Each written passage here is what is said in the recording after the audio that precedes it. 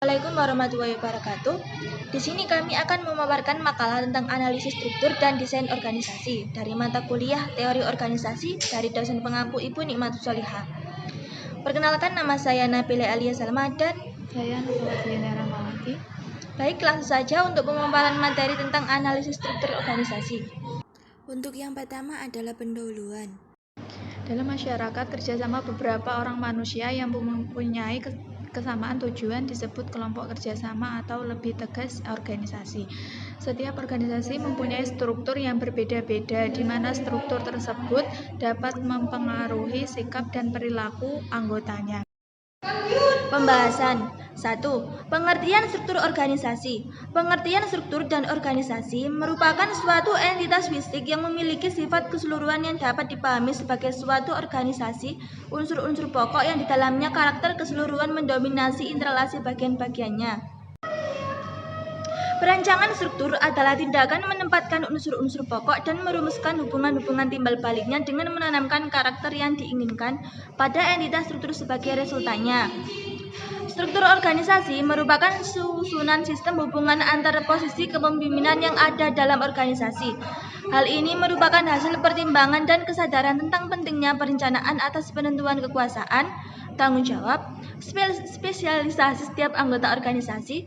Dapat juga dikatakan struktur organisasi merupakan gambaran dari pembagian wewenang dan tanggung jawab serta hubungan vertikal dan horizontal suatu organisasi. Untuk pembahasan yang kedua, yaitu unsur-unsur struktur organisasi. Seperti halnya dalam organ tubuh manusia, dalam struktur organisasi pun terdapat elemen yang perlu dianalisis. Stoner dan Wenkel dalam buku Siswanto mengemukakan adanya 4 elemen yang berguna untuk menganalisis struktur organisasi sebagai berikut. Yang ke-1, yaitu spesialisasi aktivitas, specialization of activities. Spesialisasi aktivitas mengacu pada spesialisasi tugas-tugas individual dan kelompok kerja dalam organisasi atau pembagian kerja dan peraturan-peraturan tugas-tugas tersebut menjadi satuan-satuan kerja atau departementasi. Untuk yang kedua, standarisasi aktivitas, standardization of activities. Kegiatan merupakan prosedur yang digunakan organisasi untuk menjamin kelayakdugaan atau predictability aktivitasnya. Menstandarisasi berarti menjadikan kegiatan pekerjaan seragam dan taat asas. Yang ketiga, koordinasi aktivitas. Koordinasi aktivitas yaitu proses dalam mengintegrasi seluruh aktivitas dan fungsi-fungsi suborganisasi dari berbagai departemen atau bagian dalam organisasi untuk menciptakan keserasian gerak langkah unit yang ada dalam pencapaian tujuan organisasi secara efektif dan efisien. Dan yang keempat, yaitu sentralisasi dan desentralisasi pengambilan keputusan atau centralization and decentralization of decision making. Sentralisasi dan desentralisasi pengambilan keputusan mengacu pada lokasi otoritas pengambilan keputusan. Dalam struktur organisasi yang desentralisasi, keputusan diambil pada tingkat tinggi oleh manajer puncak atau bahkan oleh seorang saja. Pembahasan yang ketiga, fungsi struktur organisasi. A. Kejelasan tanggung jawab setiap anggota dari organisasi harus dapat bertanggung jawab dan juga apa yang harus dipertanggungjawabkan. Bertanggung jawab adalah sebuah kewajiban untuk setiap pegawai baik kepada diri sendiri maupun kepada orang lain. Setiap anggota suatu organisasi tentunya harus dapat bertanggung jawab kepada pimpinannya karena pelaksanaan atau kewenangan tersebut yang perlu dipertanggungjawabkan. B. Kejelasan kedudukan. Mengenai kedudukan berarti anggota atau seseorang yang ada di dalam struktur organisasi sebenarnya dapat bekerja sama untuk kemudahan dalam melakukan komunikasi dan koordinasi oleh adanya penyelesaian mengenai suatu fungsi yang telah dipercayakan kepada pegawai. C. Kejelasan mengenai jalur hubungan.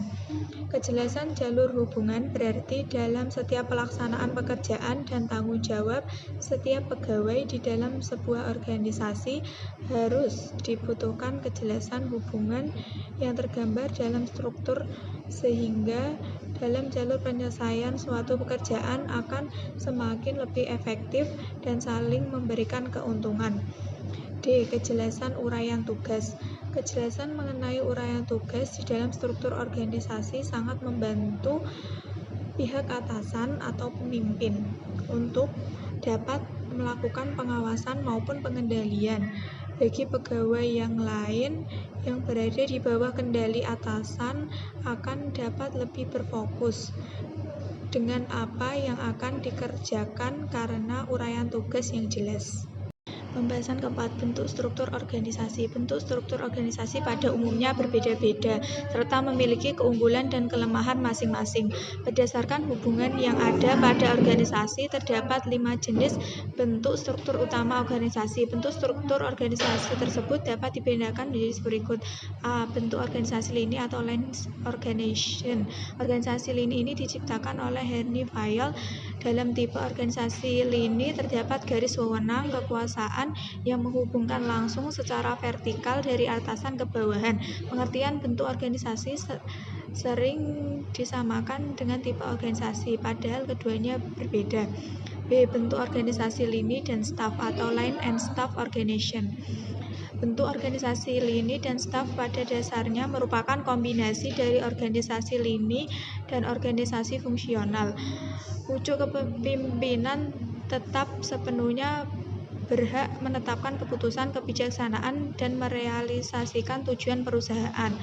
C. Bentuk organisasi fungsional diciptakan oleh F.W. Taylor.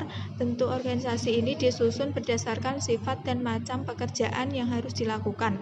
D. Bentuk organisasi lini, staf, dan fungsional merupakan kombinasi dari organisasi lini dan staf dan fungsional. Biasanya diterapkan pada organisasi besar serta kompleks pada tingkat dewan komisaris atau board of director. Diterapkan tipe organisasi lini dan staf, sedangkan pada tingkat middle manager diterapkan tipe organisasi fungsional. E. Bentuk organisasi komite. Suatu organisasi yang masing-masing anggota mempunyai wewenang yang sama dan pimpinannya kolektif. Organisasi komite atau disebut panitia komite organization mengutamakan pimpinan, artinya dalam organisasi ini terdapat pimpinan, kolektif presidium atau plural eksekutif, dan komite ini bersifat manajerial. Dan yang terakhir adalah kesimpulan. Kesimpulannya, struktur merupakan suatu entitas fisik yang memiliki sifat keseluruhan yang dapat dipahami sebagai suatu organisasi unsur-unsur pokok yang di dalamnya karakter keseluruhan mendominasi interrelasi bagian-bagiannya. Struktur organisasi merupakan susunan sistem hubungan antar posisi kepemimpinan yang ada dalam organisasi. Desain organisasi adalah pendekatan sistematis untuk menyeimbangkan struktur, proses, kepemimpinan, budaya, orang, praktik, dan pengukuran untuk memungkinkan organisasi mencapai misi dan strategi mereka. Unsur-unsur struktur organisasi yaitu spesialisasi aktivitas, standarisasi aktivitas, koordinasi aktivitas, sentralisasi dan desentralisasi pengembalian keputusan. Demikian presentasi dari kelompok 3, kurang lebihnya kami mohon maaf. Assalamualaikum warahmatullahi wabarakatuh.